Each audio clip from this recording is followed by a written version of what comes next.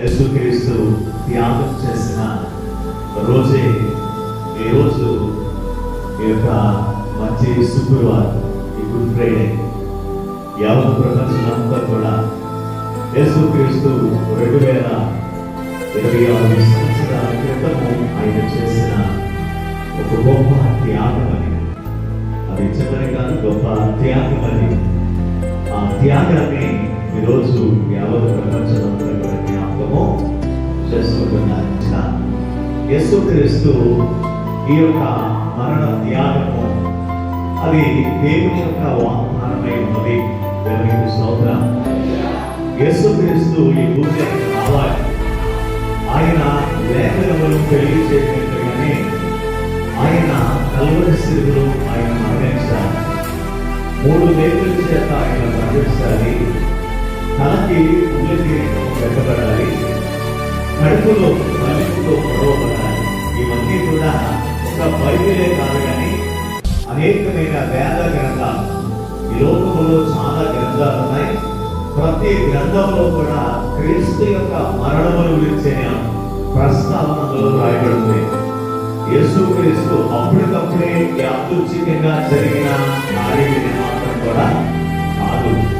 శిలువ త్యాగము అనేది ఏంటంటే ఆయన ముందే వ్రాసి ఉంచాడు. మానవులు పాపములో ఉన్నారు. మానవులు పాపములో ఉన్న మానవుడిని ఎవరు విడిపిస్తారు? ఎవరు వెళ్తారు? నా పిల్లలను విడిపించడానికి ఎవరు వెళ్తారంటే ఎవరు కూడా రాలేదు. కానీ దేవుడు తన ప్రియకుమారుడైన యేసుక్రీస్తును ఆయన ఈ భూమికి పంపించాడు. అదే క్రిస్మస్. ఏమంటే క్రిస్మస్ అర్థం ఏంటంటే అదే. ఆయన ఈ భూమి మీదకి వచ్చాడు. బాలుడుగా ఉండడానికి రాలేదు. ఆయన పెరిగాడు, పెద్దవాడయ్యాడు. 33.5 సంవత్సరాలు భూమి మీద గొప్ప సువార్త ప్రకటించాడు.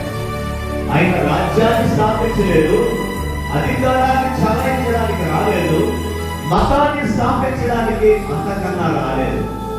ఆయన ఒక మార్గాన్ని చూపించడానికి మాత్రమే యేసుక్రీస్తు భూమి మీదకి ఆయన వచ్చాడు. ఆయన వచ్చిన పని 33.5 సంవత్సరాల వయసులోనే ఆయన ఎంత చెయ్యాలో అంత చేశాడు. లేఖనములు నెరవేరినట్లుగా ఆయన మరణము నొందాలి.